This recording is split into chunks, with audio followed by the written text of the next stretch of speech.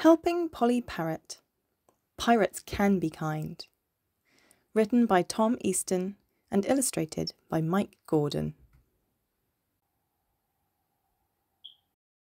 Polly Parrot was down in the beak. She loved being a pirate parrot, but sometimes life on board ship was quite hard. One of the main problems was that Polly had nowhere to sleep.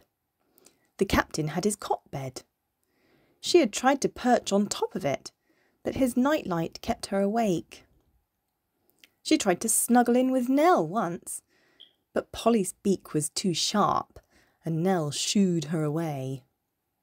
The boys' cabin was too noisy and smelly. She tried to sleep above deck, but everywhere she perched, she'd end up in someone's way. "Don't sit on that!"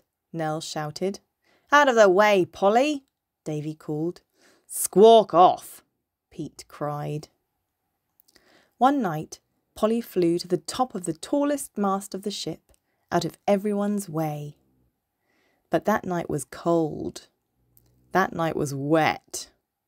That night was windy. Sam shivered in the crow's nest nearby, keeping watch. "Poor old Polly," he muttered. The next morning the sun came out. It was Polly's turn to be lookout, and she sighed happily in the crow's nest, warming her feathers. Soon enough she dropped off to sleep, dreaming of cheese and crackers. But oh no! While Polly slept, the golden duck was heading towards a rocky island. Closer and closer they came to the cruel and jagged rocks, until... "Rocks!" came a cry. Luckily, Nell had noticed they were headed towards danger. The captain spun the wheel, and the golden duck swept past the island with just feet to spare. They lost Sam's washing line, but that was all. "Why didn't you warn us?"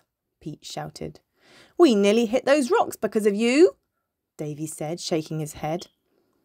"I've lost my favourite pair of bloomers," Nell complained. Polly hung her head. Meanwhile, Sam was whispering in the captain's ear. "Go below decks, please, Polly," the captain said quietly. "We need to discuss what to do with you." Polly flapped down the stairs and sat on a cannon. After a while, she heard sawing and banging up on deck. What would be her punishment? Would they make her walk the plank? Or fly over the plank, perhaps? Then what? Polly began packing her belongings into a bag.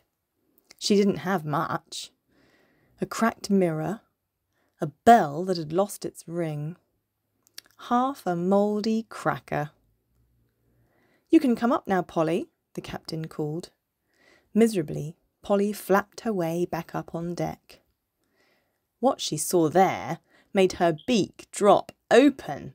Right in the middle of the deck, there stood the most wonderful perch she had ever seen.